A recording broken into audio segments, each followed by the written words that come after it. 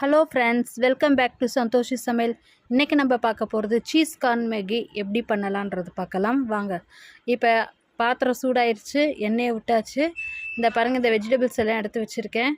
முதல்ல வெங்காயம் போட்டுக்கிட்டேன், கொஞ்சம் பச்சை மிளகாய் காரத்துக்கு சேர்த்துருக்கேன், இஞ்சி ஆட் பண்ணியிருக்கேன், கருவேப்பிலை ஒரு வதக்குறேன். அப்புறம் பீன்ஸு, கேரட், பட்டாணி எல்லாத்தையும் சேர்த்து ஒரு வதக்கிக்கலாம். நான் வந்து இது கார்ன் இருக்குல்ல, சோளம், அதுவுமே சோளத்தையும் இதில் ஆட் பண்ணிக்கேன். புதினாவோட லீவ்ஸு, இது நல்ல ஒரு ஃப்ளேவர் கொடுக்கும், டைஜஷனும் ஆகும். இதில் ஆல்ரெடி இஞ்சியும் நான் சேர்த்துருக்கேன், இப்போ தக்காளியும் சேர்த்துருக்கேன்.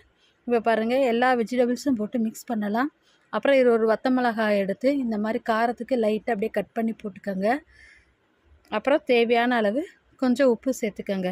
நான் இப்போ இதில் எல்லா வெஜிடபிள்ஸ் ஆட் பண்ணியிருக்கேன்.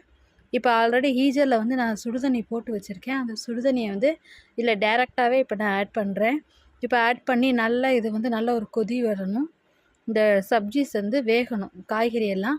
அதுக்கேற்ற மாதிரி பாருங்கள், நல்ல ஒரு 5 to 10 மினிட்ஸ் வரையும் ஆயிடுச்சு, நல்லா கொதிச்சிருச்சு. இப்போ வந்து மேகி மசாலாவோட பாக்கெட்டை நான் ஆட் பண்ணிட்டேன். நான் இன்றைக்கி 6 பீஸ் மேகி போடுறேன்.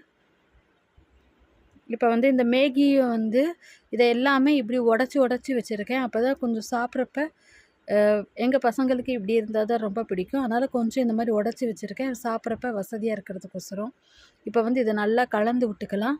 இப்போ வந்து சீஸ் இருக்குது, இந்த சீஸையும் இதில் நம்ம சேர்த்துக்கலாம்.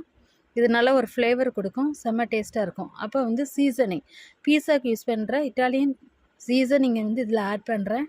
இது ஒரு செம ஃப்ளேவர் கொடுக்கும். இப்போ ஒரு புதினா காம்பினேஷன், சீசனிங், சீஸு, இஞ்சி, வெங்காயம், தக்காளி, இந்த கார்ன், பச்சை பட்டாணி, பீன்ஸ், கேரட் எல்லாமே சேர்த்து ஒரு செம்மையான டேஸ்ட் கொடுக்கும். கண்டிப்பாக ட்ரை பண்ணி பாருங்கள், செம்ம டேஸ்ட்டாக இருக்கும்.